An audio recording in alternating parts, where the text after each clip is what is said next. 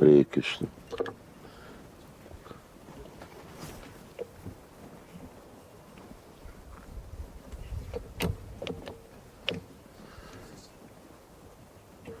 Hare Kṛṣṇa, Hare Kṛṣṇa, Kṛṣṇa Kṛṣṇa, Hare Hare. Hare Rāma, Hare Rāma, Rāma Rāma, Hare Hare. Okay, let me sort of give a little introduction as to what's taking place. Burada ne olduğuna dair ufak bir giriş yapacağım. Her microphone is not working. Hare Kṛṣṇa. Hare Kṛṣṇa. Okay, that's good.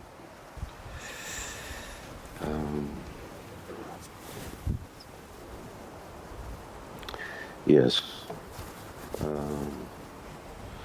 So,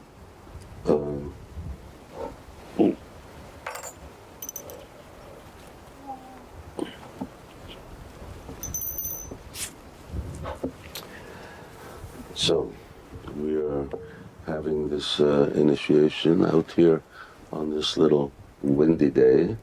Bu rüzgarlı, ufak rüzgarlı günde burada bir inisiyasyon töreni yapıyoruz şu anda. Let's see how our fire starts and burns. Bakalım ateşimiz nasıl tutuşacak ve nasıl yanacak? We will see how potent our Brahmana is. Bizim Brahmanamızın ne kadar gücü olduğunu bu şekilde göreceğiz. And we have 3 devotees who are getting first initiation. 3 adananımız bugün ilk inisiyasyonlarını alacaklar. And 1 devotee who is getting second. Ve bir tanesi de ikinci inisiyasyonunu alacak. And we'll keep this relatively short, so we have prasadam. Prasadam is, it's at 1:30. Biraz kısa tutacağız bu töreni çünkü 1:30'da prasadam dağıtımı olacak. And in a little while I will ask His Holiness Niranjan Swami Mahārāja to speak a little about the 10 offences. Ve Niranjana Swami'den de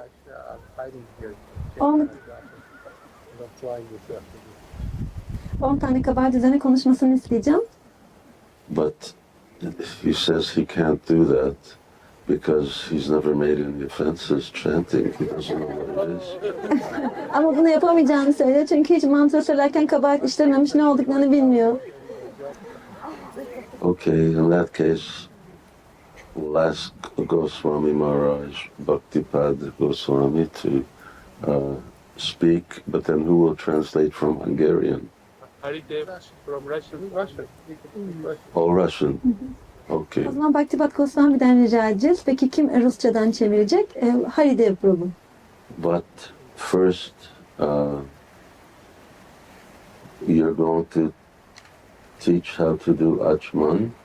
İlk olarak sen nasıl açman yapılacağını öğreteceksin. So let's do Achman for purification.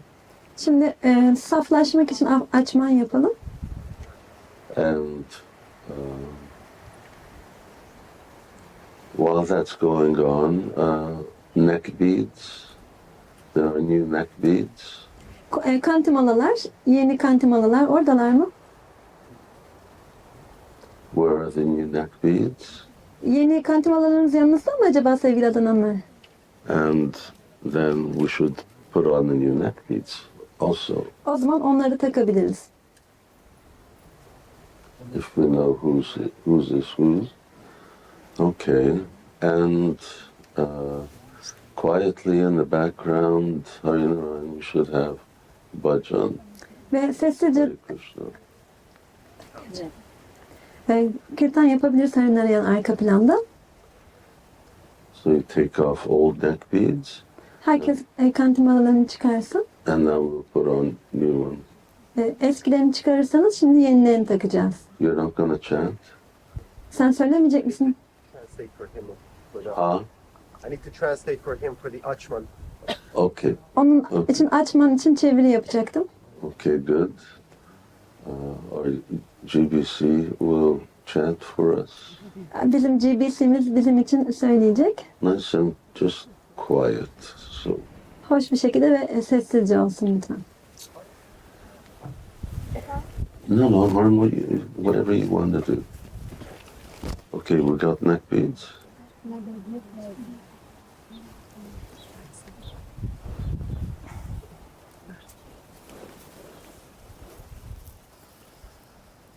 Okay. Hare Krishna, Krishna Krishna, Hare Hare, Hare Rama,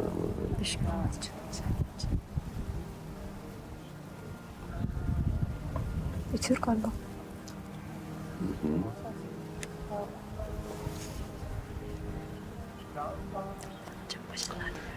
New neck beads, new life. Initiation means new life. Yeni kantimalalar yeni bir yaşamın başlangıcı demek. İnisiyasyon yeni bir yaşam demektir. Okay, so Tukaram Prabhu, go ahead. Tukaram Prabhu lütfen başla.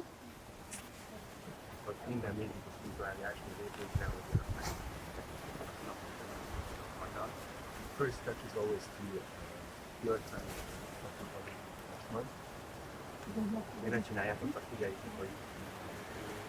Don't do anything else. Watch what I do. First we'll say a mantra.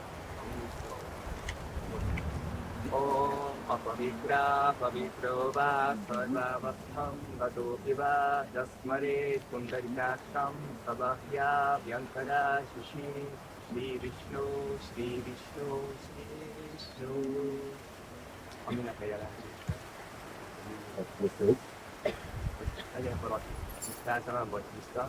No matter if one is clean or not, or no matter what they go through, if they remember the lotus-eyed Lord, who is Pundarikaksha, they will get purified within and without. Bir kişi temiz olsun ya da olmasın, her ne yaşarsa yaşasın, lotus gözlü Rabbi hatırlarsa, içinde ve dışında temizlenmiş olur.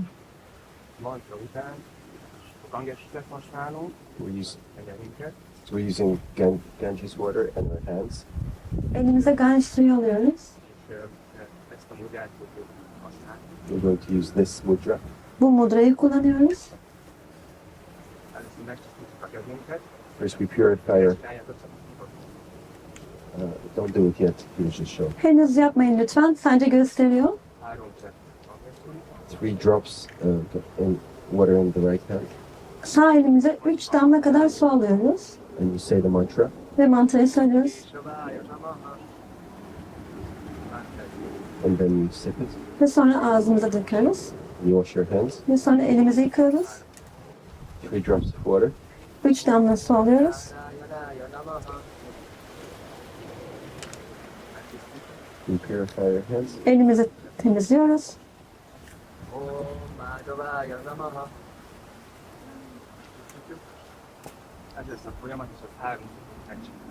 And this is the process. We'll do this 3 times. Bu şekilde 3 kere yapacağız bu.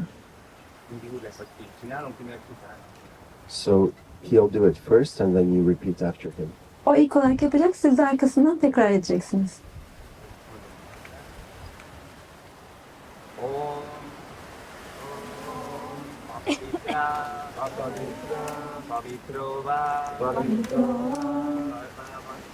Sarvavastam Gatopiva ya Smare Pundarikaksham Sabhavya Abhyantara Suchi Shri Vishnu Shri Vishnu Shri Vishnu.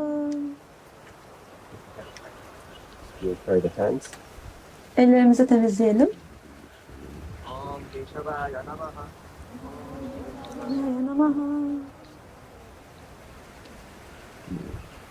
Om Narayanaya Namaha. Om Narayanaya Namaha. Om Madhavaya Namaha. Om Madhavaya Namaha. Om Apavitra Apalitva Pavitrova Paditrova Sarvavastam Katopiva Ya Smare Pundarikaksham Sabahya Abhyantara Suchi Shri Vishnu Shri Vishnu Shri Vishnu.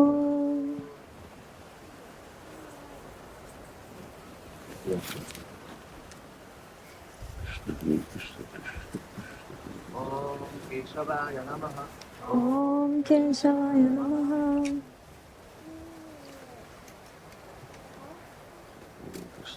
Om Narayanaya Namaha. Om Narayanaya Namaha. Om Madhavaya Namaha. Om Madhavaya Namaha. One last round. Om Son bir tur atıyoruz. Pavitrova Paritrova Sarvavastham Sarvavastam Katopiva Katopiva Ya Mare Smare Pundarikaksham Pundarikaksham Sabahya Sabahya Yantara Abhyantara Suchi Shri Vishnu Shri Vishnu Shri Vishnu.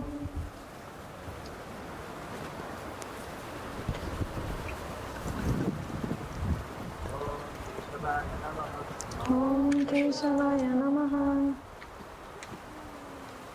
Om Narayanaya Namaha. Om Narayanaya Namaha.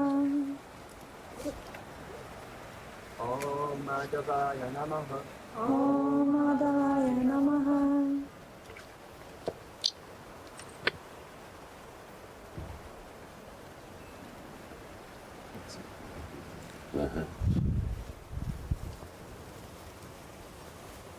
So,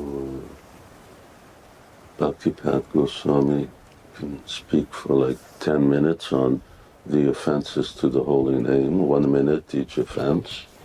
Bhaktipada Gosvāmī 10 dakika boyunca 10 kabahat hakkında konuşacak. Her kabahat için 1 dakika ayıracak. And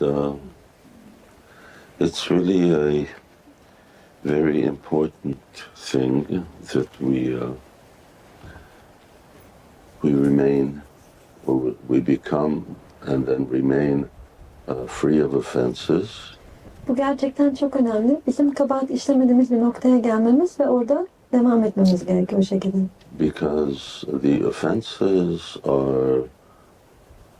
they are like vampires. You know, vampires, they suck your blood. Çünkü kabahatler vampirler gibidir ve biliyorsunuz vampirler sizin kanınızı emerler. So they suck out your life. Yani sizin aslında yaşam enerjinizi emmiş olurlar. So same thing, offenses to the holy name Aynı şey. suck out the benefit that we get from chanting Hare Krishna. Aynı şey kutsal isimler içinde geçerlidir. Kabahatler bizim kutsal isimleri söylemekten kazanacağımız faydaları emerler. So let's listen to Gosvāmī Mahārāja. Şimdi Gosvāmī Mahārāj'ı dinleyelim.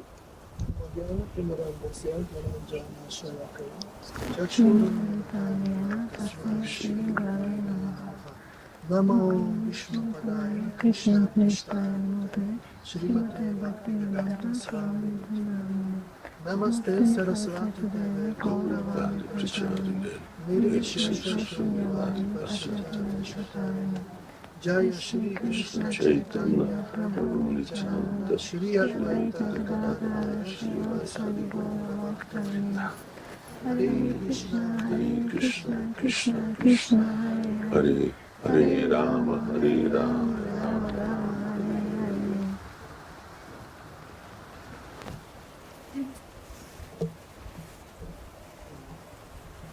Благословим старших преданных и моего духовного учителя. Bilinen olan kudananların takdisleri ve benim spiritüel öğretmenin takdisiyle Мы попытаемся сказать пару слов. birkaç kelime söylemeye çalışacağım. Читание Чаритамриты объясняет нам, что может нам дать святое имя, результат какой. Chaitanya Charitamrita bu kutsal ismi söylediğimizde nasıl bir sonuca ulaşacağımızı bize söylüyor. Prema dana vina vyarta daridra дживана. Према дана. Богатство премы, если у кого-то нету вина, то это даридра дживана, бедная душа считается. Eğer bir kişinin prema zenginliği yoksa o aslında fakir bir ruh olarak anılıyor. If one kişi doesn't have the wealth of prema, that person is considered to be Но poor. если кто-то повторяет святое имя без оскорбления, он получит в подарок према дана. Eğer bir kişi kabahat işlemeden kutsal ismi söylerse o kişi premaya ulaşıyor. If one chants the holy names without offense, that person attains the holy names, the С prema. вами эти 10 оскорблений, которые мы должны избегать. Ve biz bugün sizinle beraber kaçınmamız gereken 10 tane kabahati anımsayacağız. And now we will remember about the 10 offenses that we should avoid with you. Вайшнавов. Критиковать, Birinci kabahat Vaishnavaları kritik etmek, eleştirmek. The first offense is to критиковать criticize тех, the кто Vaishnavas. посвятил свою жизнь повторению святого имени. Yani kendi hayatlarını kutsal ismi söylemeye adamış kişileri eleştirmek.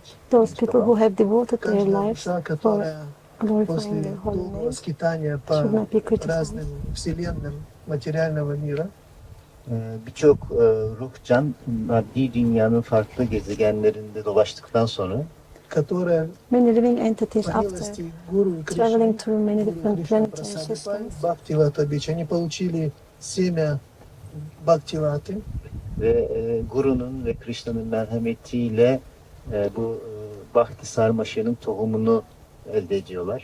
эти души, они уже they attain the они становятся seed очень of the Bhakti особенными. Creeper Bu through the yüzden mercy bu of the ruhcanlar aslında Lord çok and özel the bir hale spiritual geliyor. teacher, Прабхупад Лиламрите, Шрила so they Прабхупада become говорит very чудесно. special.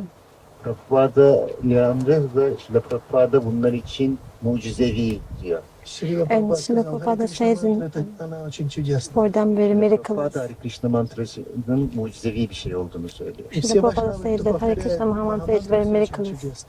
Ve bütün bu mantrayı söyleyen Vaishnavalar da onlar da çok mucizevi kişiler. And those Vaishnavas who chant these holy names, they also become very miraculous. And Prashadam is also very Преданные, miraculous. которые повторяют святое имя, они очень дороги Кришне. Bu yüzden kutsal ismi söyleyen adamlar Krishna için çok değerliler. Because of this, those devotees who chant the holy names, they are very dear to Krishna. Это оскорбление, тогда очень сильное препятствие возникает. Eğer biz bundan kaçınmazsak bu bizim manevi gelişimizde çok önemli bir engel haline gelebilir. This can become a very Следующее big оскорбление obstacle if we don't считать avoid имена these 10 offenses. таких полубогов, как Брахма и Шива, равными или независимыми от имени Господа. İkinci kabahat ise diğer yarı tanrıların, Shiva gibi, Brahma gibi yarı tanrıların isimlerinin Rabbin ismiyle aynı seviyede ya da ondan ayrı olduğunu düşünmek. And the В second Европе offense is это to не так, consider the они все знают, кто такой name Брахма of и the Шива. other demigods like Lord Shiva and Lord Brahma to be equal to the name of the Lord, Shiva kim? or to be separate Но from мы it. должны очень четко различать, что Кришна, он Своям Бхагаван, Ve Krishna'nın Swayam Bhagavan olduğunu bizim çok net anlaması lazım. We should all understand very clearly that Krishna is Ниджа Swayam Сарва Bhagavan. Шакти. То есть все энергии находятся именно в мантре Харе Кришна. Yani bütün enerjinin Hare Krishna mantrasında, yani Krishna'nın bütün enerjisinin Hare Krishna mantrasında olduğunu çok iyi anlamamız lazım. All the potential that the Lord has is embedded in the holy Yarı name. tanrılar onun hizmetkarı aslında. Они также являются And the великими demigods преданными, are мы just должны his их уважать. Onlar da tabii çok yüce adananlar. Biz onlara saygı göstermeliyiz. And those are also very qualified devotees, so we should respect them. Brahma bizim Sampradayamızın kurucusu. Lord Brahma is the founder of our Великий Sampradaya. Вайшнав, лучший из Вайшнавов. Rab Shiva da çok yüce bir adanan, en iyi adanan. And Lord Shiva Мы is их the очень very, уважаем и very почитаем, elevated но devotee. они не Кришна. Biz onlara çok büyük saygı duyuyoruz ama onlar Krishna değil. Поэтому We мы show them a повторяем lot of только имена respect, but Кришны. they are not Bu yüzden Krishna. biz sadece Krishna'nın ismini tekrar ediyoruz. So that's why we only chant Krishna's holy names. Üçüncü kabahat çok önemli. Пренебрегать The third offense is very наставлениями important. учителя, spiritüel öğretmenin talimatlarını yerine getirmemek И считать Not to его follow the обычным человеком. instructions ve of onu the sıradan bir spiritual insan teacher olarak and to değerlendirmek. consider him as an Бхагавад-гīта, ordinary 4 person. главе, Кришна говорит: Bhagavad Gita 4. bölümde Krishna şöyle söylüyor. In the fourth chapter of Ачите Bhagavad Gita, апичет Krishna says асипапа like this: сарве бя папа криттама. То есть, если ты являешься самым грешным из всех грешных, Eğer sen en kabahat işleyen, en günahkarların en günahkarı sayılırsın. но если ты принимаешь духовного учителя, considered to be the most sinful person, идешь на корабль знания, Eğer sen bir spiritüel öğretmen seçersen ve bilgi gemisine binersen, if you то ты accept the очень легко spiritual сможешь teacher преодолеть and if you все land страдания. on the bütün ship of bu knowledge, acı okyanusunu çok rahat bir şekilde geçebilirsin. you can cross Духовный over this учитель тот, ocean который of может нас misery. освободить раз и навсегда от всех страданий и дать нам возможность служить Кришне. Spiritüel öğretmen bizi bütün bu acılardan kurtarabilecek kişi ve Krishna'ya ulaştıracak kişi aslında. Spiritual master is the person who can Чтобы save us избежать from all these miseries and who Bu can bring yüzden us üçüncü to kabahatten Lord uzak Kṛṣṇa. durmak için, Мы должны to be able to avoid this third внимательно offense. Мангаларати. bu yüzden biz Mangalarati'de çok dikkatli bir şekilde olmamız lazım. So we should be very мы careful in поем, Mangalarati. медитируем на природу духовного учителя. Çünkü biz burada spiritüel öğretmenin doğası hakkında meditasyon yapıyoruz ve bunu tekrar ediyoruz. Because we meditate on the nature of the spiritual teacher in Şimdi bu Mangalarati. 8 kıtayı beraber tekrar etmeyelim. Но как Now we will not заключение, repeat all these 8 verses together. итог Гурваштаки, Ama sonuç olarak bu Guru Ashtakam'ın sonucu But это Ясья Прасада The summary of Guru Yasya Ashtaka Prasadam Bhagavat Prasad. is Yasya Поэтому Prasad, тот, кто Bhagavad нам дает Prasad. самую большую милость, оскорблять его очень-очень опасно. Bize en büyük merhameti gösteren kişiyi küçük düşürmek, aşağılamak bizim için çok sıkıntılı bir durum. Четвертое, To offend the оскорблять person who has given us the biggest mercy Vedik is very wrong. literatürü ve karşı kabahat işlemek. и литературу, The fourth следующую offense ведической традиции. is the offense against the Vedic literature Vedik geleneği takip eden literatürleri aşağılamak. and to condemn those literatures Мы знаем, что which are Шримад Бхагаватам following the Vedic отличен от tradition. Кришны. Biliyoruz ki Śrīmad Bhagavatam aslında Krishna'dan farklı değil. As we know, Śrīmad Bhagavatam Bhagavad is non-different from Slava Krishna. Bhagavad Gita ise direkt Krishna'nın kendi sözleri. То есть мы Bhagavad открываем Gita Bhagavad is his Gita own через words. 5000 лет. Biz 5000 yıl sonra Bhagavad Gita'yı açıyoruz. We are там opening Bhagavad Gita можно after читать 5000 years. Деванагари, то, что Кришна говорил лично. Ve Devaganari'yi okuyup aslında Krishna'nın kendisi şahsen söylediği şeyleri okuyabiliyoruz. And we are reading this Поэтому, Devanagari and we can read what Krishna said himself. Что книга это тоже Бхагавата. Есть Кришна Бхагавата, есть книга Бхагавата и преданный Бхагавата. Тот, кто живет по Бхагавате, Şrila согласно Prabhupāda'nın Бхагавата.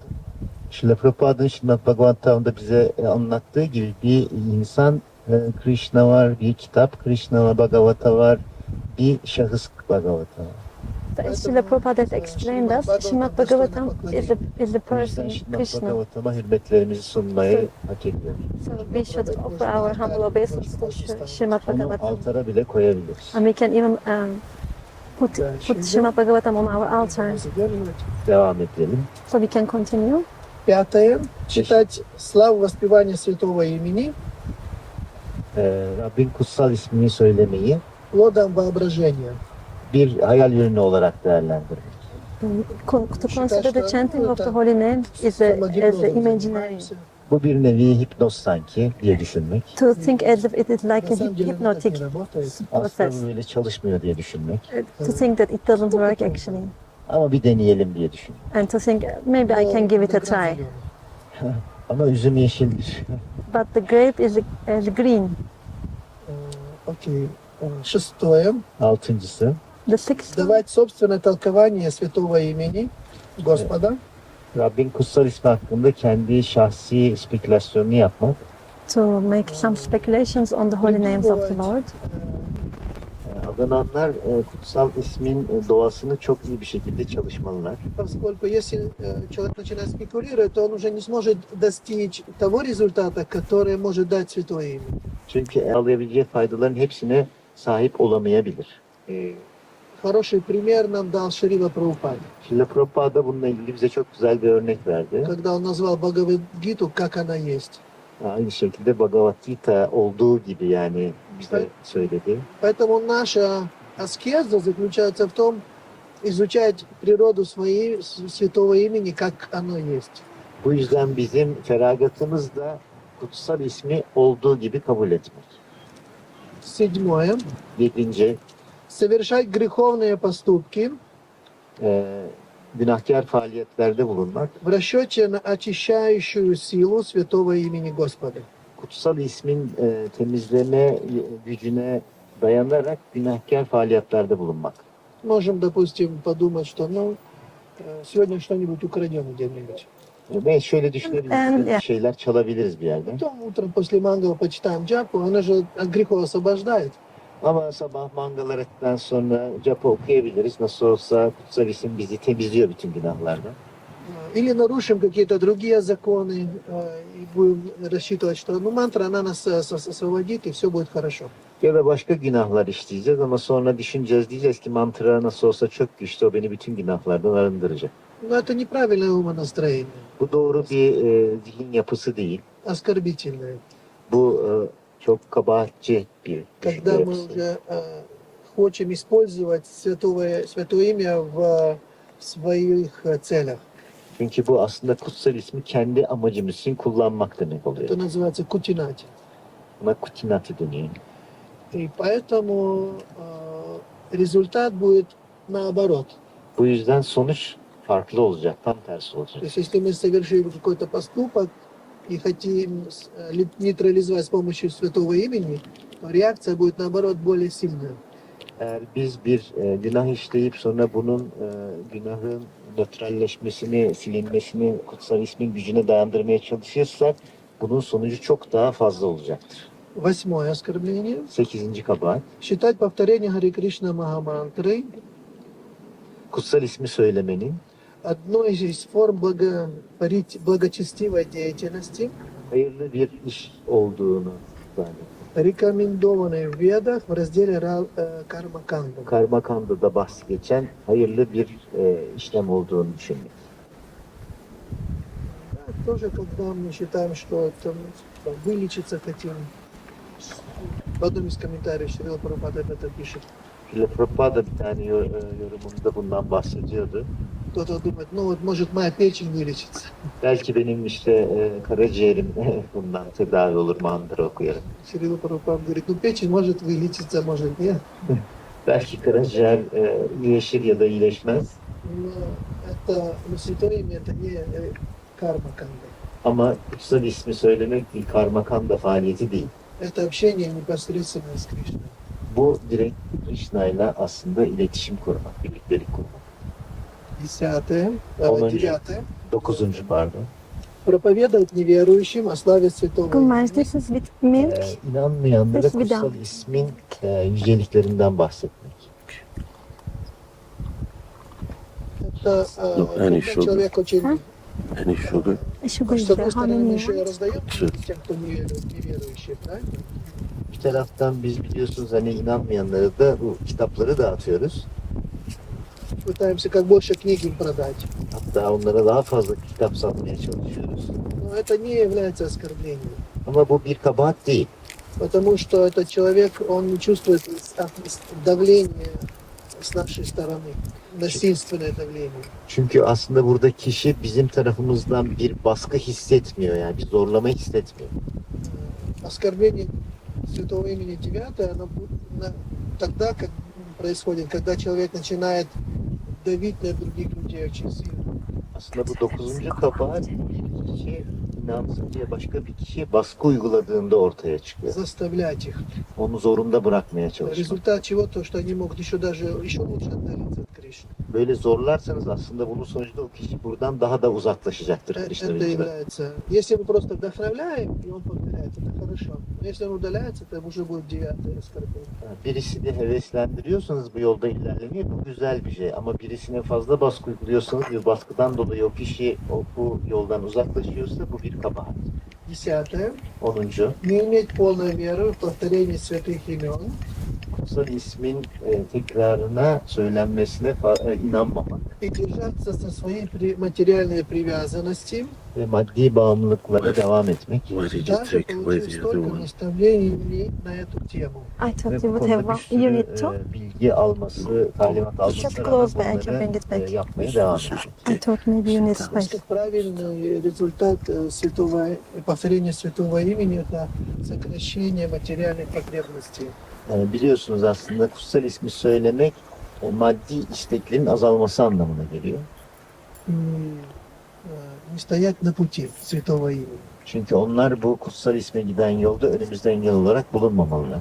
Святое имя, оно может нас, оно начинает нас вести с уровня шрадхи, Kutsal isim bizi şirata seviyesinden taşır. и если мы отпускаем свои привязанности, тогда святое имя постепенно, шаг за шагом будет нас вести до желаемого высшего результата. Eğer biz bu maddi bağımlılıklarımızdan kurtulursak kutsal isim bizi yavaş yavaş en büyük hedefe doğru yaklaştırır. И Бхактивинод Такур завершает перечисление 10 оскорблений еще одним. Bhaktivinoda Thakur bu 10 kabahatin sonunda bir tane daha kabahatten bahsediyor. Невнимательное повторение при воспевании святого имени Господа Kutsal ismi dikkatsiz bir şekilde söylemek. является корнем 10 оскорблений, Bu aslında 10 kabahatin esas sebebini oluşturur. и каждому, кто желает достичь истинной любви к Богу, Ve gerçek Rab sevgisine ulaşmak isteyen herkesin нужно тщательно избегать этих оскорблений. bu kabahatlerden tamamen uzak durması gerekir. И чуть-чуть дальше Бхактивинод Такур объясняет, что Bir süre sonra Bhaktivinoda Thakur если şöyle anlatıyor. кто-то внимательно повторяет, тогда он может, поскольку это корень, тогда он может освободиться от всех 10. Eğer Bhaktivinoda Thakur şöyle söylüyor. Eğer bir kişi bu dikkatli şekilde söylemeye takip ederse aslında diğer 10 kabahatten de otomatik olarak uzaklaşır. Çünkü bu dikkatsiz mantra söylemek diğer 10 kabahatin özüdür aslında, sebebidir. Спасибо большое. Teşekkür ediyorum. Shri Sadguch ki Jai. Jai, Śrīla Prabhupada ki Jai, Śrīla Śivarāma Swami Mahārāja ki Jai, Śrīla Nirāñjana Swami Mahārāja ki Jai.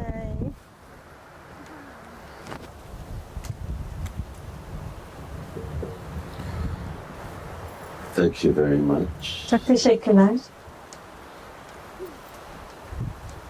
Was it a wonderful class? Harika bir ders miydi? Kimara Govinda Prabhu says yes, so Hadi. it must be. Radha Govinda Prabhu öyle olduğunu söylüyor. O zaman öyle olmalı. And, whoops. Okay.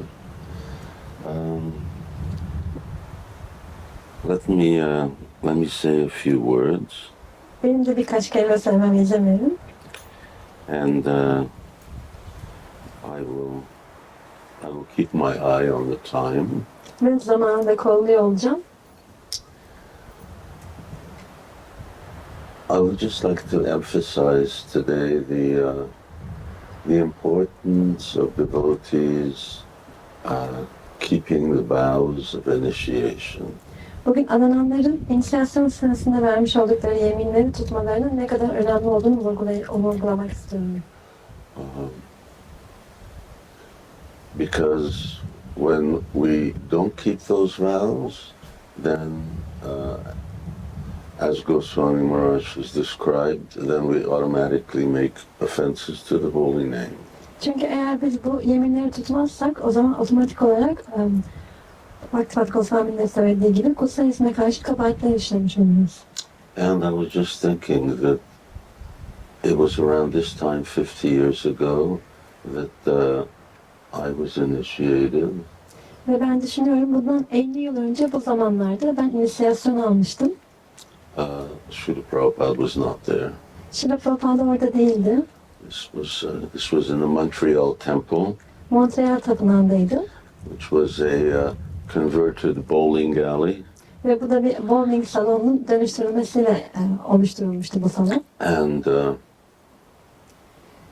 And myself and quite a few other devotees, we were initiated. Ben ve benimle birlikte birkaç adanan daha o gün inisiyasyon almıştık. First initiation and then later came second. İlk inisiyasyondu bu ve sonra ikincisi geldi. And even for second, we were listening to Srila Prabhupada's recording of the Gayatri mantras. İkinci inisiyasyonumuzu alırken de Śrīla Prabhupāda'nın Gayatri mantrasını video kaydından dinledik. And all throughout the whole ceremony, Bütün bu tören boyunca I was really thinking that this is the most wonderful thing that's ever happened to me. benim başıma gelen en harika şey olduğunu düşünüyordum bunun. I still think it's the most wonderful thing that ever happened. Ben hala öyle düşünüyorum. Bu en güzel şey başıma gelen. This largesse of Srila Prabhupada, the magnanimity of Srila Prabhupada, Yani Śrīla Prabhupāda'nın muhteşemliği, of just accepting anyone and everyone. herkesi kabul etmiş olması. We're not Brahmanas, we didn't come from Vaishnava families, Biz Brahmanalar değiliz, Vaishnava ailelerinden gelmiyoruz. and if you were old enough, or if you were quite old when you took initiation, Ve eğer inisiyasyon aldığınızda da oldukça ilerlemiş bir yaştaysanız, then more or less there wasn't any sin that you hadn't committed by that time. o zamana kadar muhtemelen bütün günahları işlemiş durumda oluyorsunuz. We were in the hippie generation, Ve biz de hippie jenerasyonuydik. and that means anything goes. Ve bu da her şeyin geçerli olduğu anlamına geliyordu. But not only in this life, but even from past lives, we have so much karmic burden that we're carrying. Ve sadece bu hayatta değil ama önceki hayatlarımızdan da gelen taşıdığımız çok büyük bir karmik yük var. So these four principles that devotees will say, Şimdi adananların söyleyeceği bu 4 tane ilke, they're meant to curb our tendency to perform sinful activities. bunların bizim günahkar faaliyetle işleme eğilimimizi ortadan kaldırması amaçlanıyor. No illicit sex, no gambling, no meat eating, and what did I forget? No intoxication. Intoxication. Intoxication. Mental speculation. No meat eating, no intoxication, no gambling, and no illicit sex. Ve evlilik dışı cinselliğin olmaması, kumarın olmaması, The fog, uyuşturucunun the kullanılmaması. fog has not lifted with the sun. That's why I'm sitting here. I'm hoping that the fog will be dissipated. Ve tabii ki güneş çıktığı zaman sis ortadan kaybolur. Ben de o yüzden burada oturuyorum bu umutla.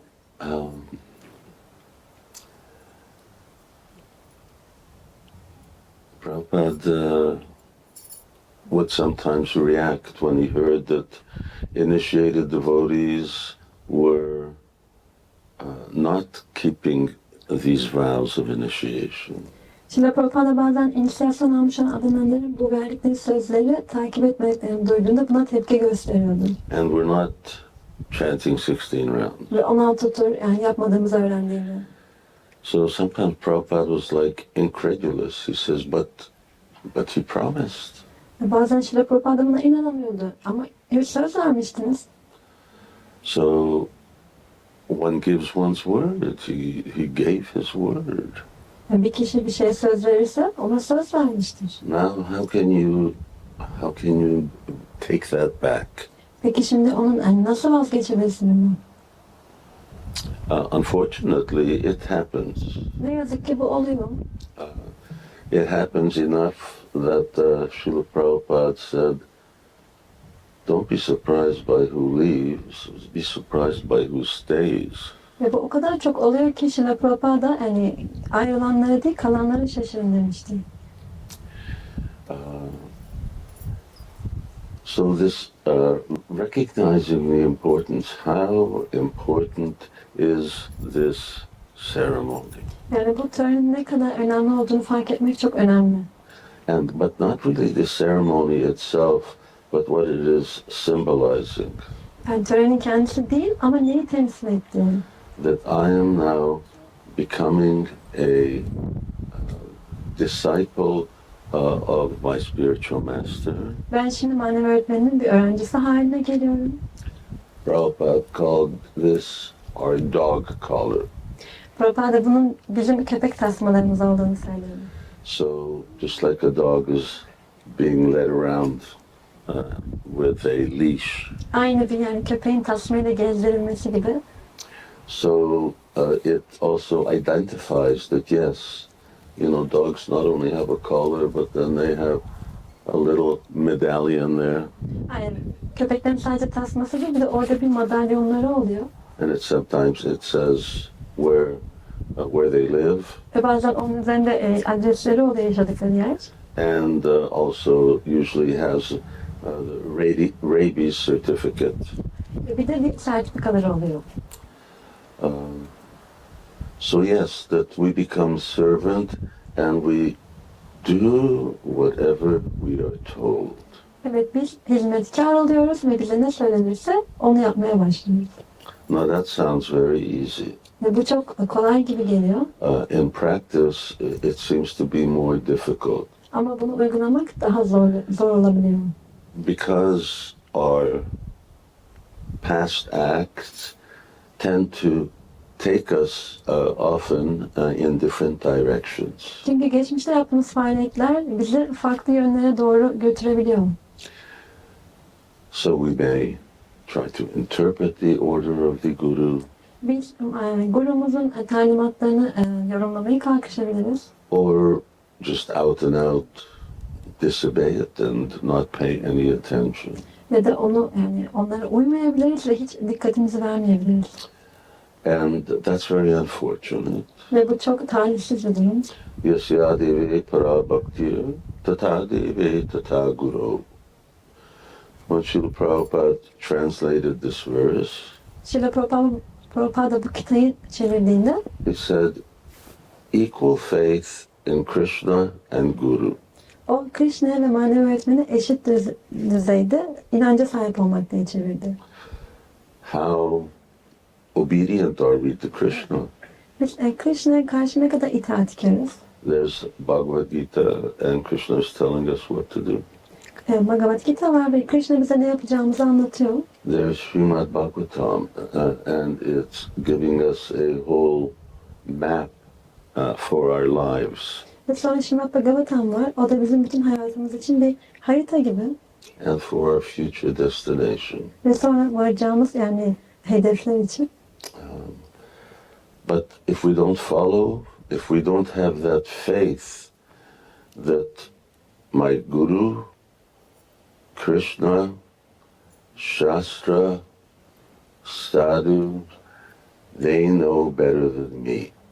Ama biz eğer takip etmezsek ve benim gurum Kṛṣṇa ve sadular benden daha iyi biliyorlar diye düşünmezsek. And I have my faith is that strong that whatever my mind says, I will follow the instructions. Ve ben o kadar güçlü bir inanca sahip olmalıyım ki zihnim ne derse desin onların talimatlarını takip etmeliyim. So Srila Prabhupada also expected that from his disciples. Śrīla Prabhupada da bunu öğrencilerinden bekliyordu. With a newspaper interview, Bir keresinde bir gazeteciyle bir röportaj yapıyordu. Prabhupada was very candid. Prabhupada was very forthcoming. Çok açık bir şekilde konuşuyordu. And the interviewer said, well, Swamiji, they say that whatever the Guru says, then the disciple should do. Dediler ki Prabhupada, yani manevi öğretmen ne diyorsa öğrencisinin onu yapması gerekiyormuş, öyle mi? And Srila Prabhupada answers, yes, that's true. Śrīla Prabhupada da evet dedi, bu doğru.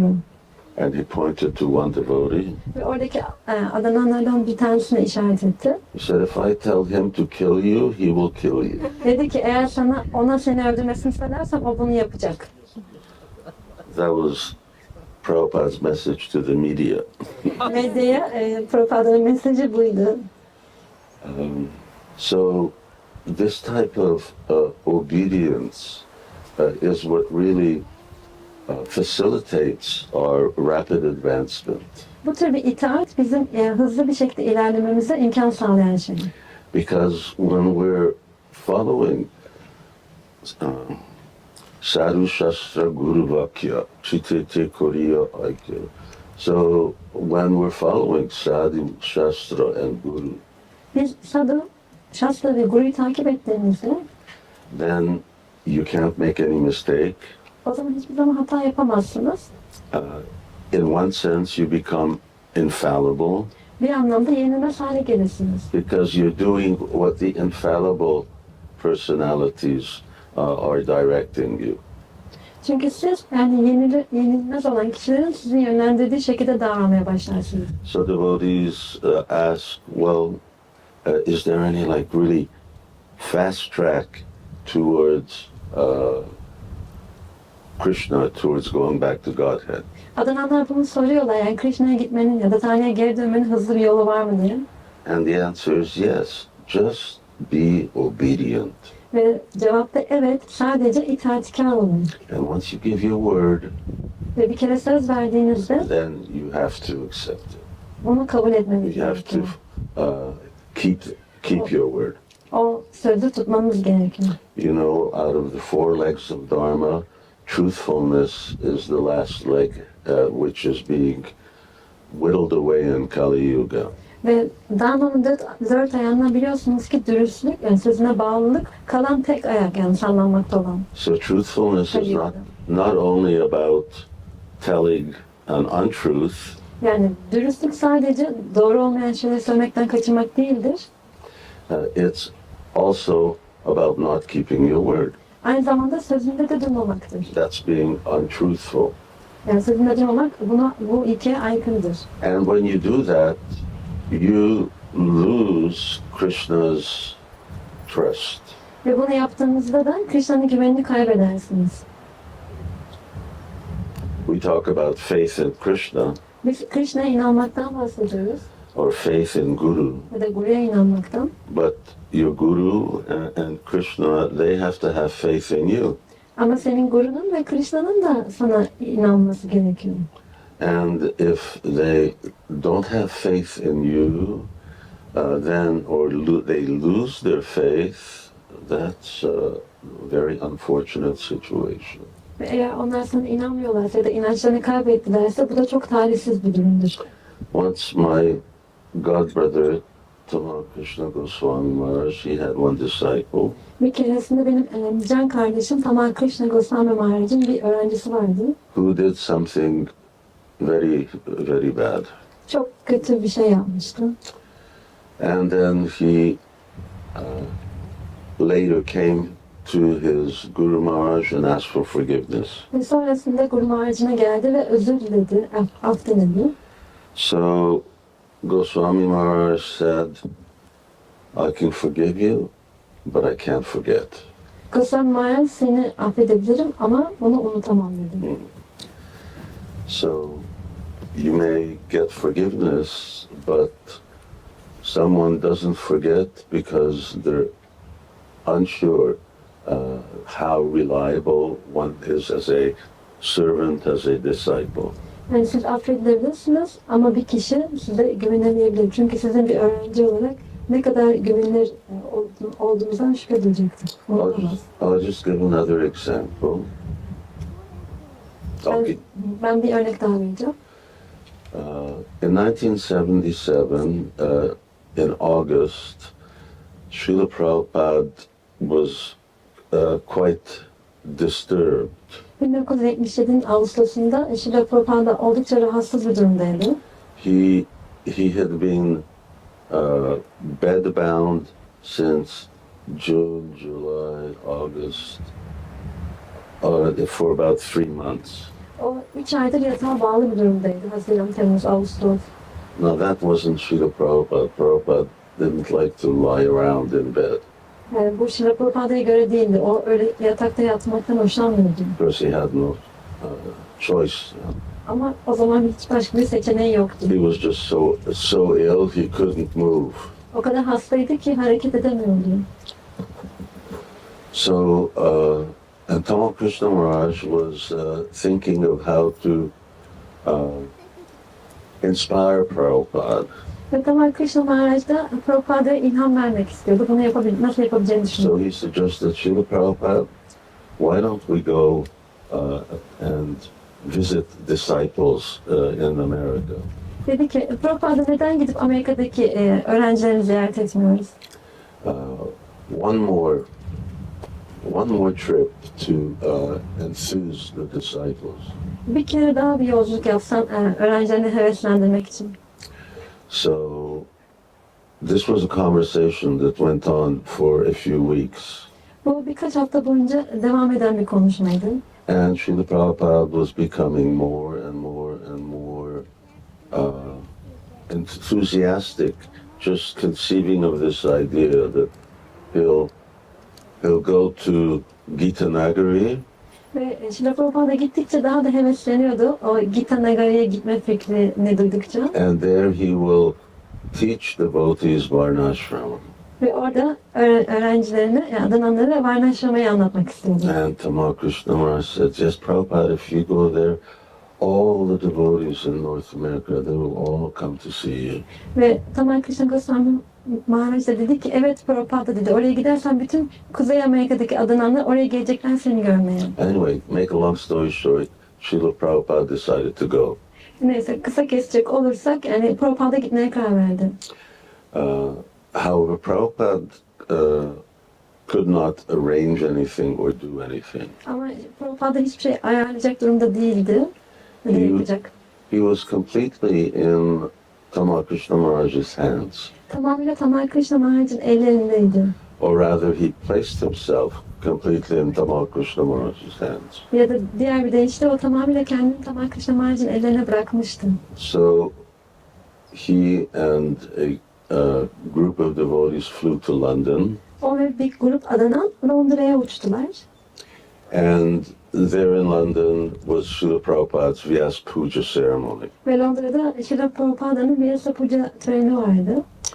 And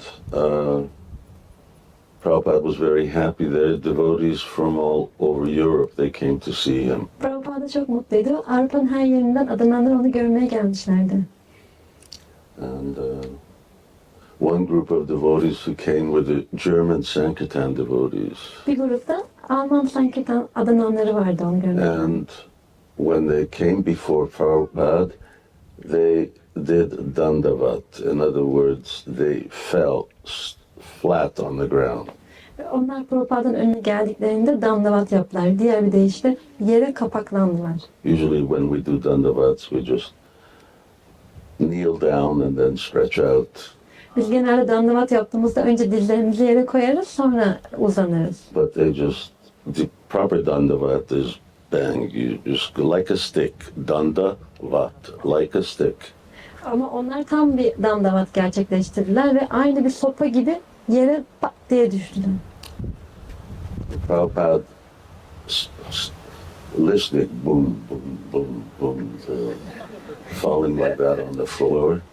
Prabhupada bunu duyuyordu. Bam bam bam bam yere düşüyorlardı.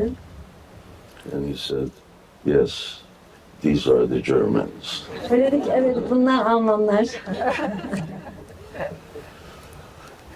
So Germans like discipline and they like to be told what to do. Almanlar disiplini severler ve kendilerine ne yapılması gerektiğini söylenmesini de severler.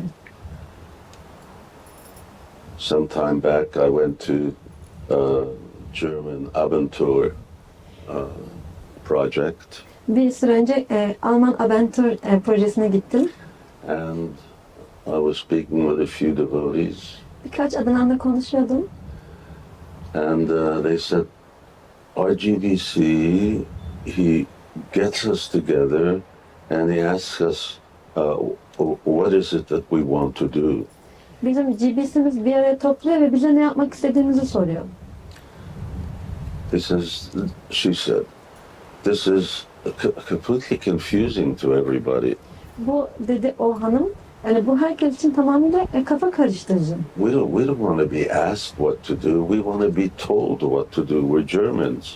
Dedi ki biz Almanız, yani biz ne yapmak istediğimiz sorulmasını istemiyoruz. Ne yapacağımızın bize söylenmesini istiyoruz. Anyway, then in London, Srila Prabhupada had a medical condition. Londra'dayken şimdi Prabhupāda'nın sağlık durumuyla ilgili bir kötüleşme oldu. He went to a hospital, which was very rare for Prabhupada. Ve o çok nadiren olan bir durumdu bu. Hastaneye gitti. Had a very small. He had a small procedure. Küçük bir işlem vardı yapılması gereken. And then came back to the temple. Sonra tapınağa geri geldi. And now Prabhupada says to Tamal Kṛṣṇa Mahārāja, Ve şimdi Prabhupada Tamal Kṛṣṇa Mahārāja dedi ki, he says, my head is confused. I don't know what we should do. şimdi kafam karıştı, ne yapmamız gerektiğini bilmiyorum. He said, you're intelligent, you decide. Dedi ki sen zekisin, sen karar ver. So Prabhupada putting himself completely in the hands of one of his disciples, Prabhupada kendisini tamamıyla öğrencilerinden birisinin eline bırakmıştı. whom he had full faith in. Ve tamamıyla inandığı bir kişiydi bu. And Tamal Kṛṣṇa Mahārāja decided that we should go back, and Prabhupada agreed with that. Tamal Kṛṣṇa Mahārāja da geri dönmeniz dedi ve Prabhupada da bunu kabul etti. Return to Vrindavan. Vrindavan'a geri döndüler. So they went back. Ve onlar geri döndüler.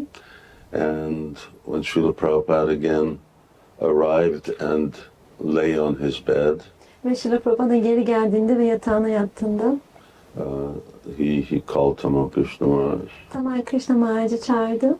He said, you've done a great service. Dedi ki sen çok büyük bir hizmet yaptın. You've taken me to the west, and now you successfully brought me back to Vrindavan. Sen beni batıya götürdün ve şimdi başarılı bir şekilde beni Vrindavan'a geri getirdin. That Krishna will bless you. Krishna sana takdislerini verecek. So, what to speak of our having faith in Guru and Krishna, but what about Guru having faith in us? Ve bizim Guru'ya ve Krishna'ya inanmamız gerekiyor. Ama ya onların bize olan inancı? So you have to be very careful, because when you trip up on your vows, Yani çok dikkatli olmanız gerekiyor. Çünkü verdiğiniz yeminleri bozduğunuzda then you may lose faith of Guru and also of Krishna. Krishna is a person.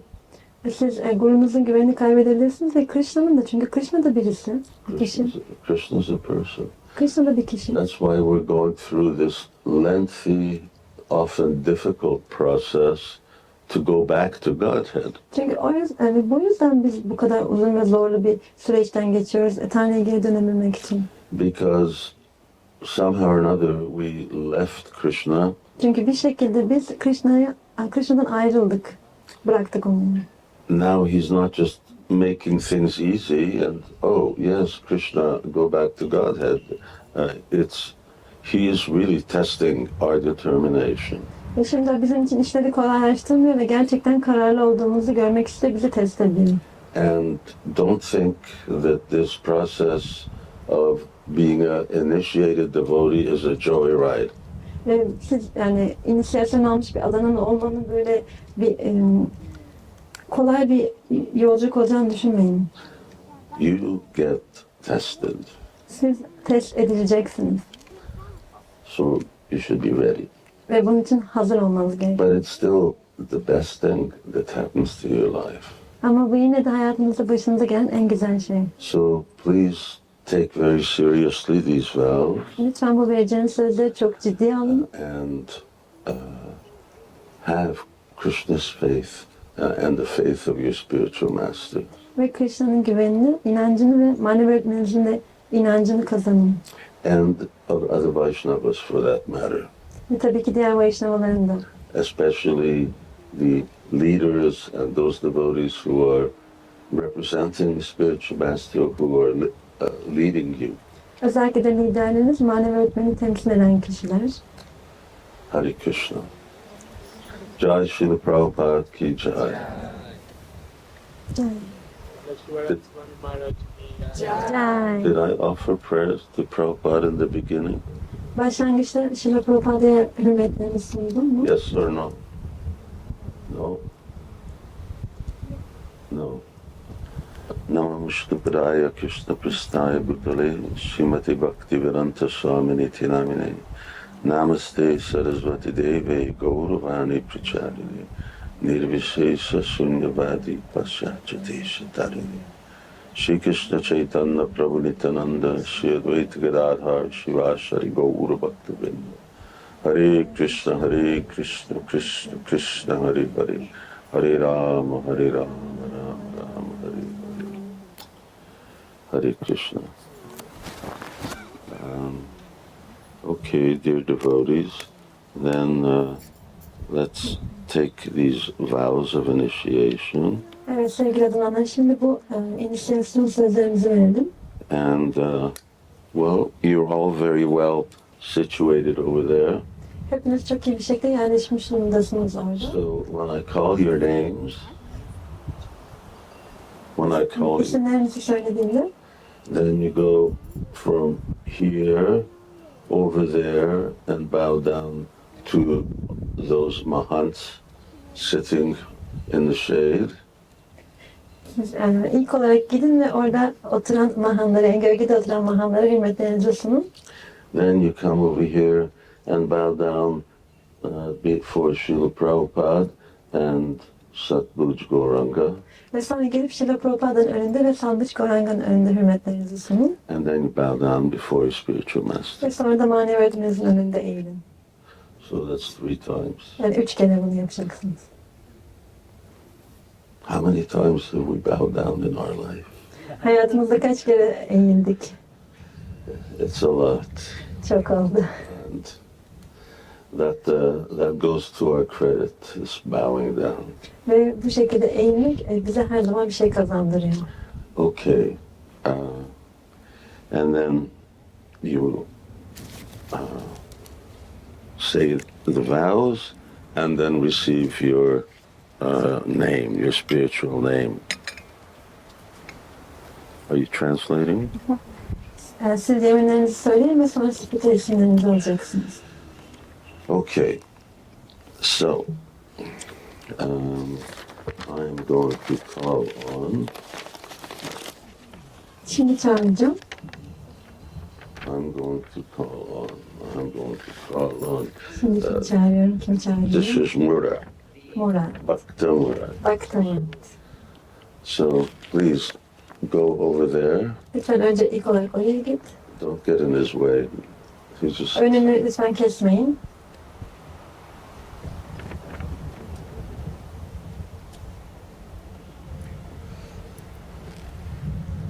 Okay, and then.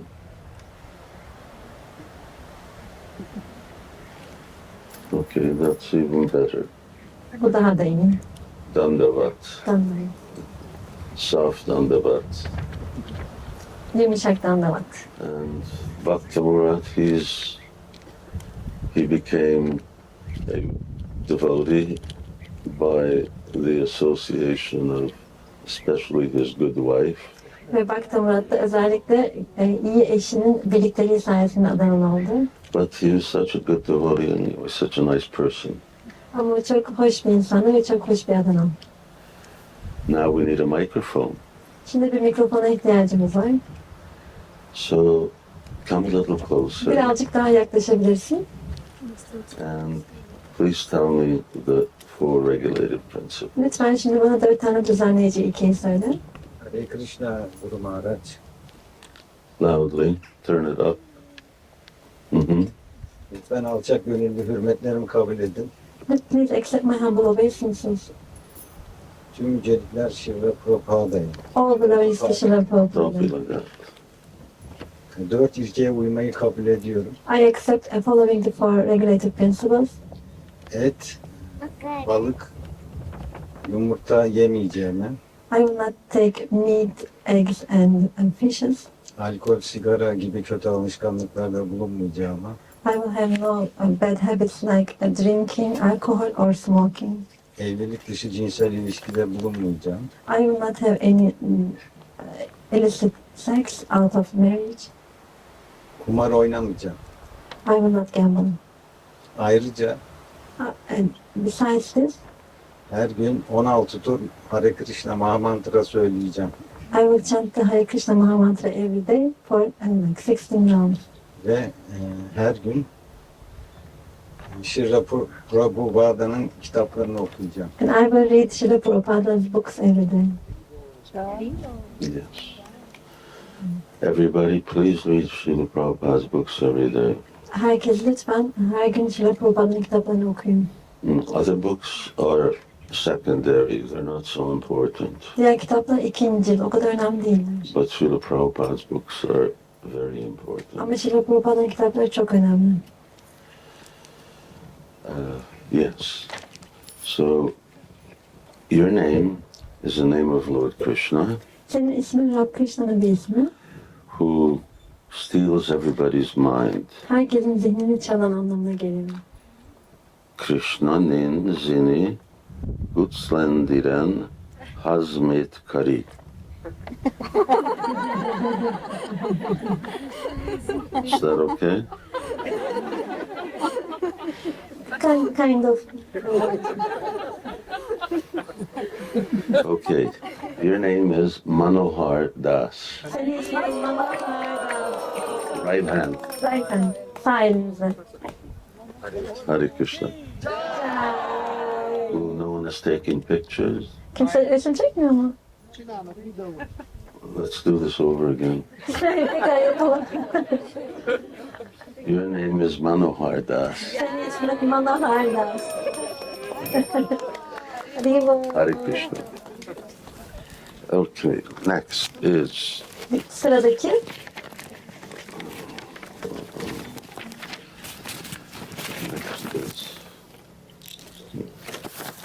hang myself. Kendimi asıyorum. Oops. Whose is this? Kimin bu? Which one? Mesut. Which one? This is yours? Okay. So then, Mesut, come here. Mesut, şimdi sıra sende.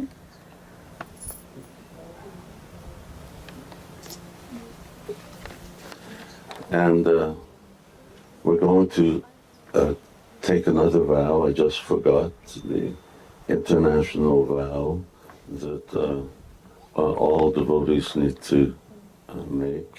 Şimdi bir söz daha vereceğiz. Bu uluslararası bir söz ve hep bütün adananların da vermesi gereken bir And söz. you'll see what it's about. Ve neyle ilgili olduğunu göreceksiniz.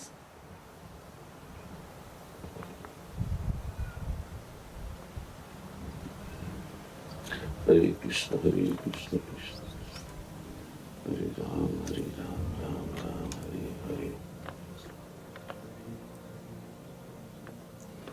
This is a unique initiation Bu çok kendine özgü has bir inisiyasyon. because the men outnumber the women 2-1.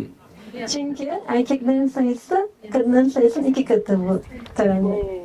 Generally, we see that ladies are more intelligent than men. Görüyoruz genelde kadınlar erkeklerden daha zeki oluyorlar. But here we have two very intelligent gentlemen. Ama burada 2 tane çok zeki beyefendimiz var. Now, you should, the initiates, all the initiates, you should repeat after me. Şimdi bütün inisiyasyon alacak olanlar benim söylediklerimi tekrar etsinler. I accept initiation Ben inisiyasyonu kabul ediyorum. from my spiritual master, Manevi öğretmenimden. then give his name, Ve sonra onun ismini söyleyeceksiniz. disciple of His Divine Grace HH Bhaktipāda Gosvāmī Prabhupada, O da HH Bhaktipāda Gosvāmī Mahārāja'nın öğrencisi. into the International Society for Krishna Consciousness. Ve Uluslararası Krishna Bilinci Topluluğu'na You're all repeating. hepimiz tekrar edeceğiz. Benim söylediklerimi arkamdan Out tekrar loud, ediniz. you're supposed to repeat. Yani yüksek sesle. Whose founder acharya is Srila Prabhupada. Ki bu Uluslararası Krishna Bilinci Topluluğu'nun kurucusu Śrīla Prabhupāda'dır. Söyleyin. Repeat. Krishna Bilinci Topluluğu'nun kurucusu Śrīla Prabhupāda'dır. You have to repeat everything. Herkese her şeyi tekrar etmeniz gerekiyor. Evet, benim söylediklerim. Should I start from the beginning or? No, you start from the beginning. Yes, maybe. Lunch is in 5 minutes. 5 dakika sonra öğle yemeği var. Okay, we'll start from the beginning. Tamam, baştan başlıyoruz. I accept initiation İnisiyasyonu kabul ediyorum. İnisiyasyonu kabul ediyorum. from my spiritual master. Manevi öğretmenimden. Manevi öğretmenimden. What's his name? Ve ismini söylüyoruz. Śīvarāma Swami. Śivarāma Swami.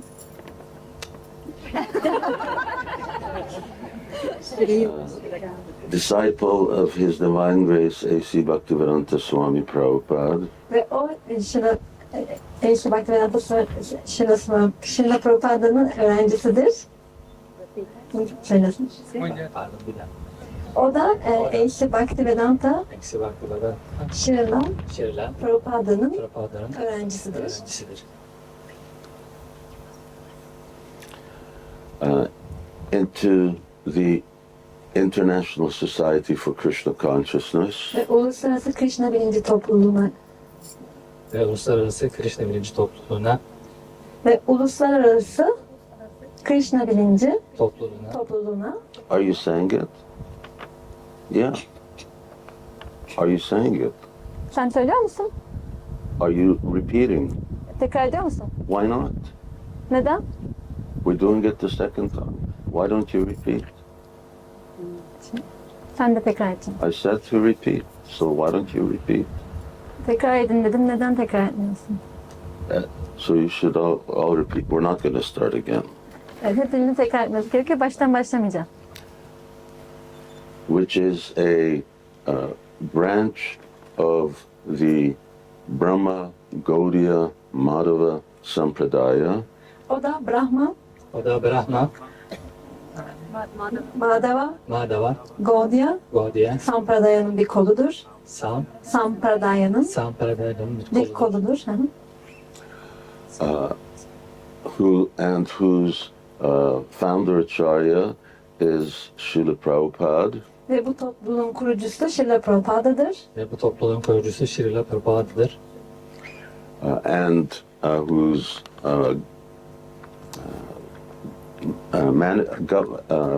ultimate managerial authority Ve bu topluluğun esas nihai otoritesi Ve bu topluluğun esas nihai otoritesi is the GBC body. GBC bedenidir. GBC bedenidir. Thank you. Teşekkürler. Okay. Now, say the vows. Şimdi yeminlerinizi söyleyebilirsiniz. Lütfen tüm alçak gönüllü hizmetlerimi kabul edin. Kurbanlar, tüm ücretler Śrīla Prabhupāda'ya. I will not eat meat, fish and egg. And I will not play gamble. I will not do illicit sex. And I will not take any intoxication. And I will chant minimum 16 rounds every day. I will try my best and I will study Śrīla Prabhupada books every day. Hare Krishna nin Yuliya Surete sahip hizmet kari. Krishna'nın büyüleyici surete sahip hizmetkarı. Understand? Your name is a servant of Lord Kṛṣṇa. Senin ismin Lord Kṛṣṇa'nın bir hizmetkarı. Who has a very charming form, very beautiful form. Çok cezbedici bir formu olan, çok güzel bir formu olan bir kişinin. Shama Tripanga Lalita, so very, very beautiful. Çok çok güzel. So your name is Madhurāṅga Dāsa. İsmin And if you want to see how your names are written, you can look at this after. Ve isminizin nasıl yazıldığını görmek isterseniz sonra buna bakabilirsiniz. Okay, thank you very much. Çok teşekkürler. And Jai. Yuliya? Yuliya. Okay.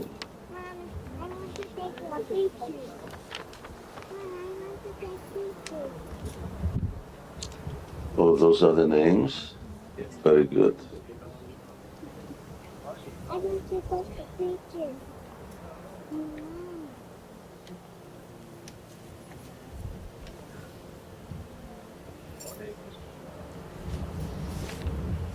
What's on that paper? O kağıtta ne var? Ben İngilizce bilmiyorum maalesef. İngilizce ben okuyacağım ben.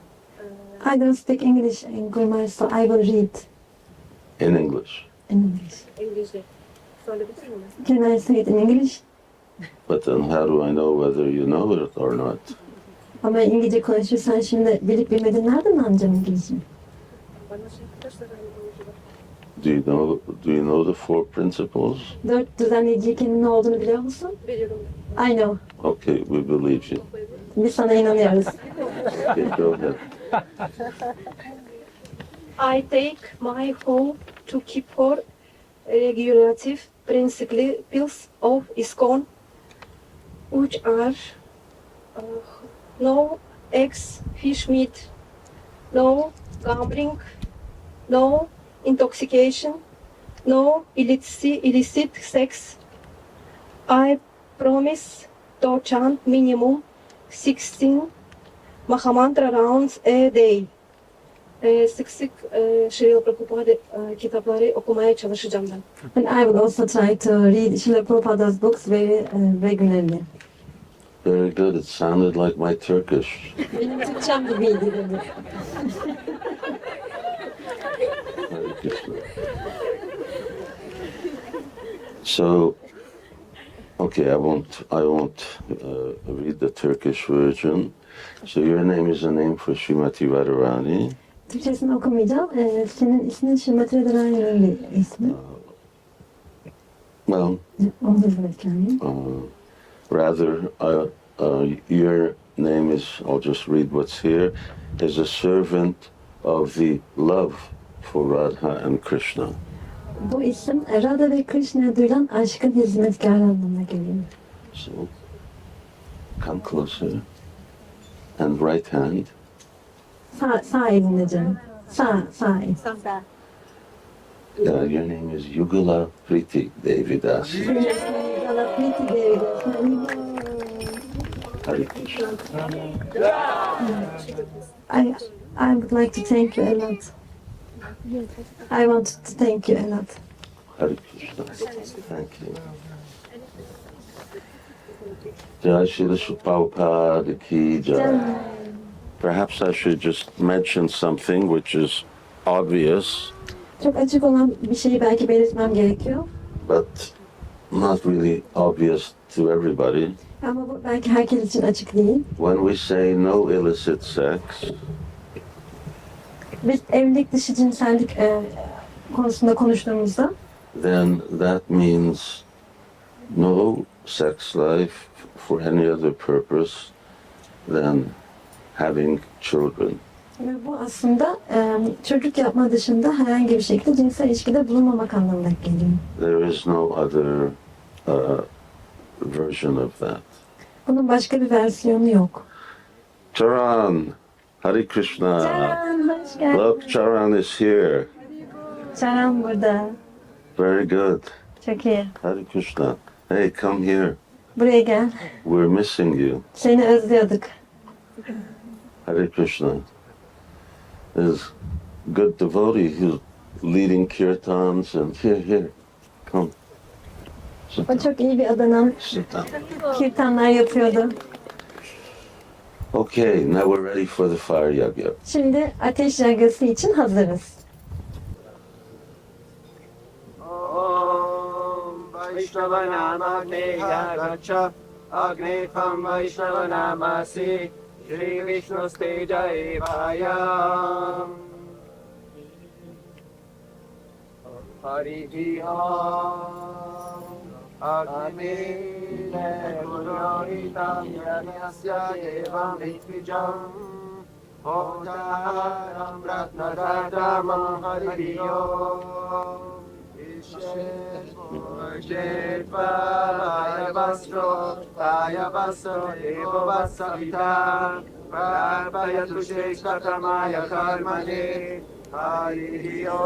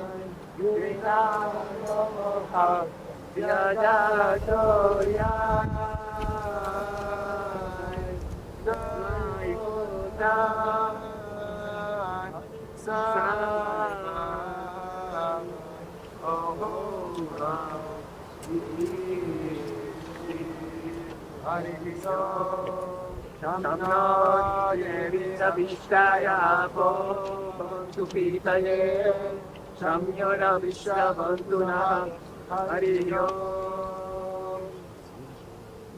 Om Anantanumanyasva, Om Achyutanumanyasva, Om Sarasvatanumanyasva,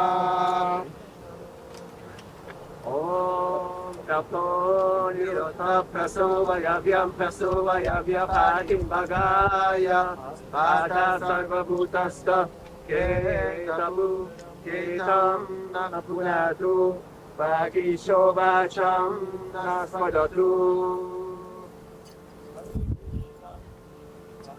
Om Svahayam Vishnavayam Namama, Om Bhuvasvahayam Achyutayam Namama, Om Sasvahayam Narayanayam Namama, Om Bhuvasvahayam Anantayam Namama.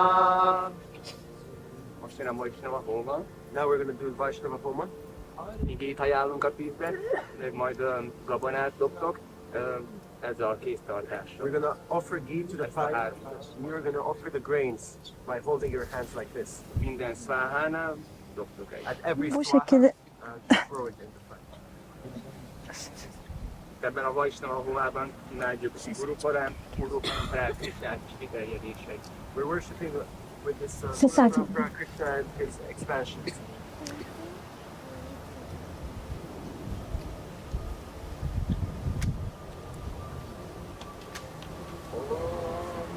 Jnanatimirandasya Jnananjana Shalakaya Chakshurunmilitam Yena Tasmai Shri Gurave Namaha Svaha Idam Gurave Idam Namaha tahılları atıyoruz.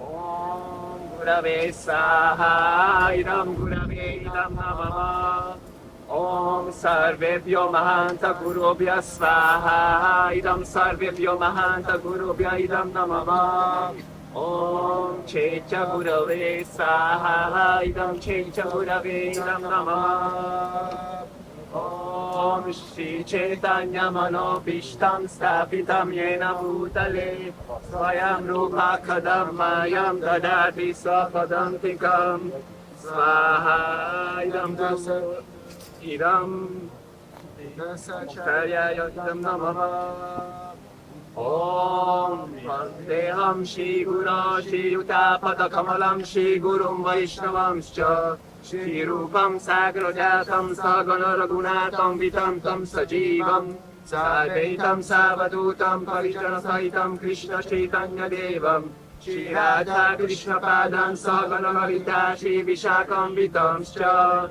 Svaha Idam Guru Gauranga Rādhā Krishna Sarva Vaishnava Tattvebhyo Idam Namama Om Namo Om Vishnu Padaya Krishna Preshtaya Bhutale Shrimate Śivarāma Swami iti namine Svaha Idam Vishnu Gurave Idam Namama Om Namo Vishnupadaya Krishna Preshtaya Bhutale Śrīmate Bhaktivedanta Swami Niti Namine Svaha Idam Samprakacharya Idam Namama Om Namaste Saraswati Deve Gauravani Pracharine Nirvishesha Shunyavadi Pashtatati Shatarine Svaha Idam Samprakacharya Idam Namama Om Namo Vishnupadaya Krishna Preshtaya Bhutale Śrīmate Bhaktisiddhanta Saraswati Namine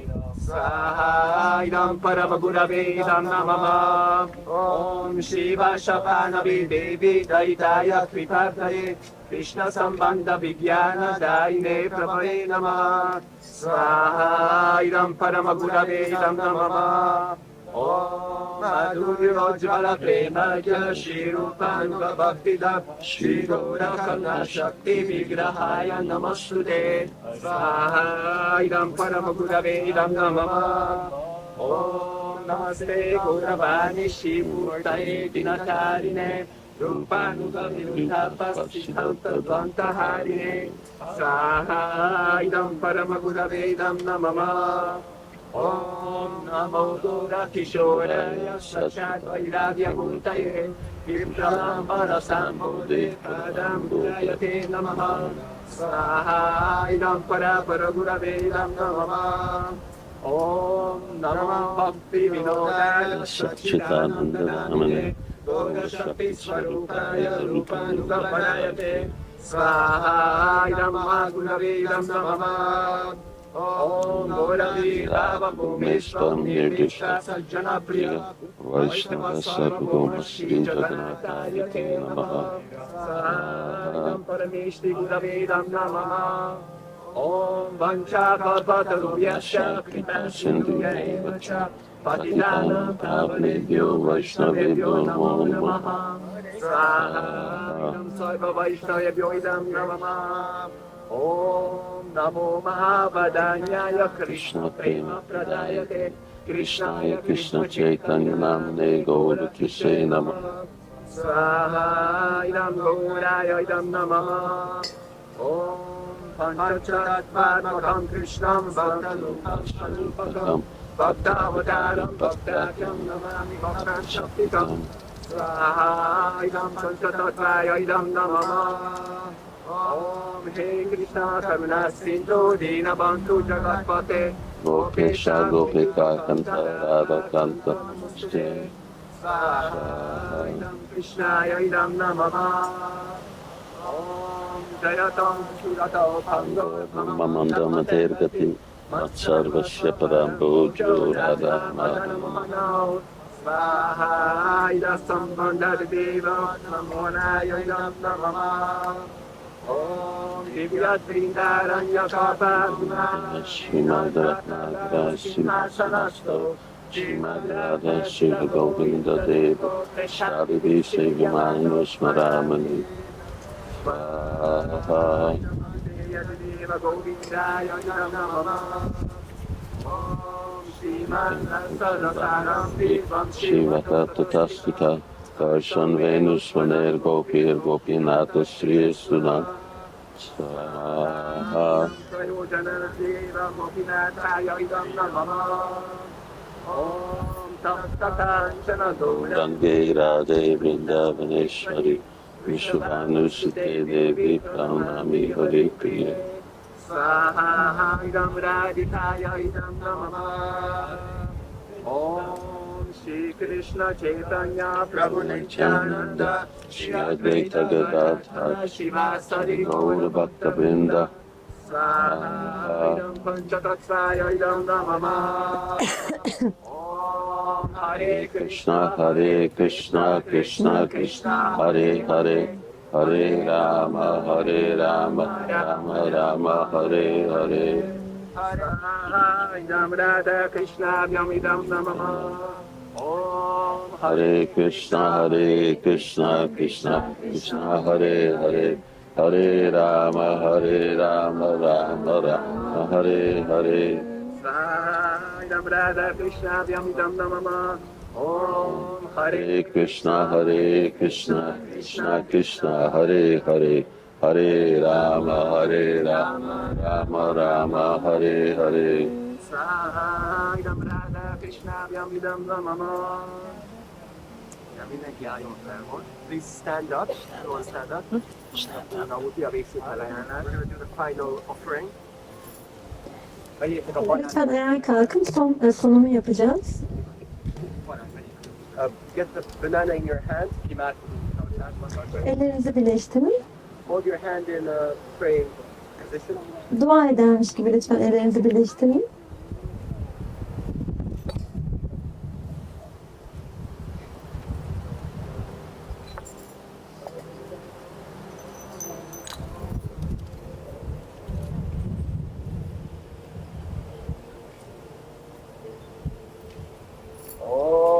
Namo Brahmanya Devaya Govardhanaya Jagaditaya Krishnaya Govindaya Namo Namaha Swaha idam Krishnaya idam namah.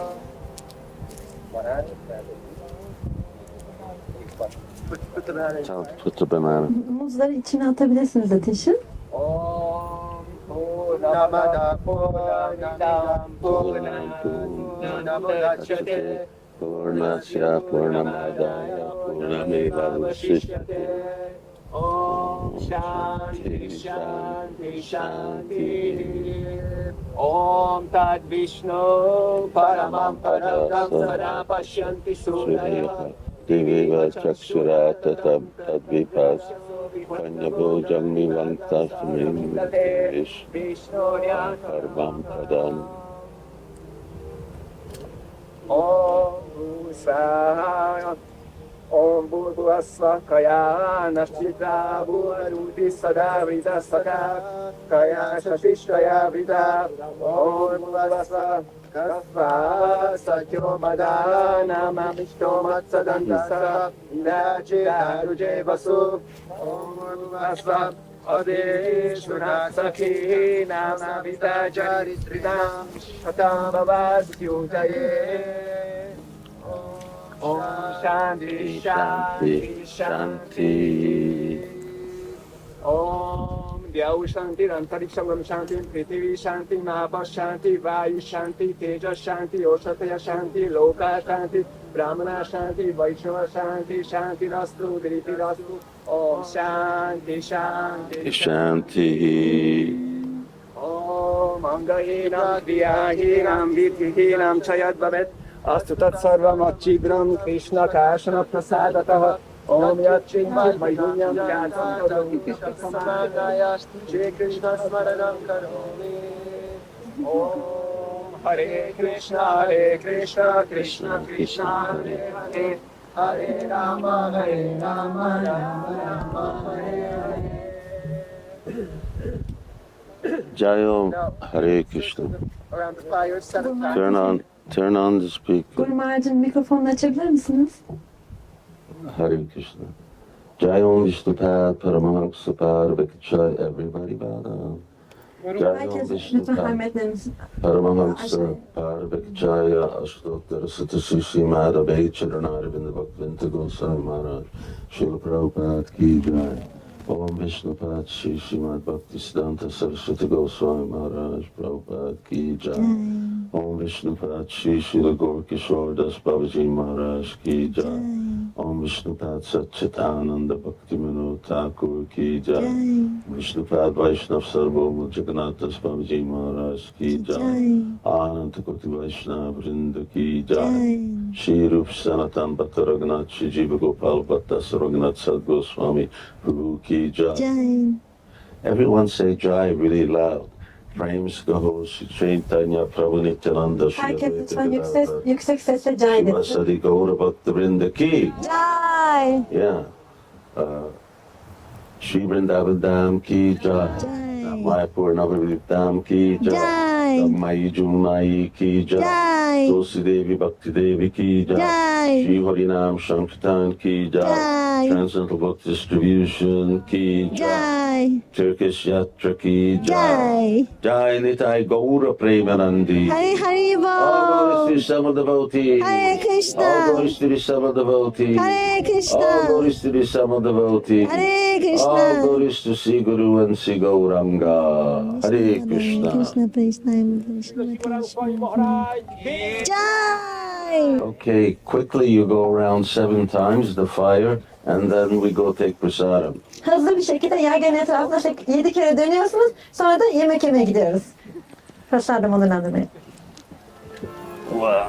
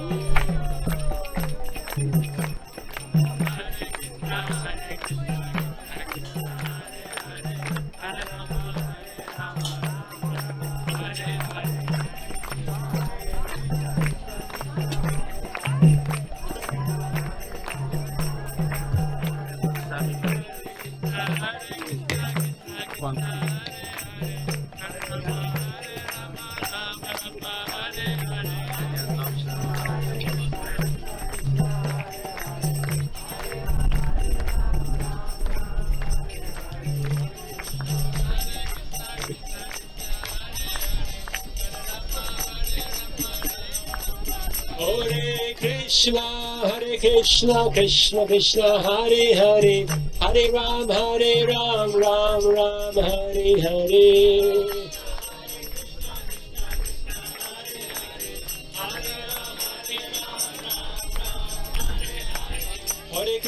Hare Krishna, Krishna Krishna, Hare Hare, Hare Ram, Rama Rama, Hare Hare.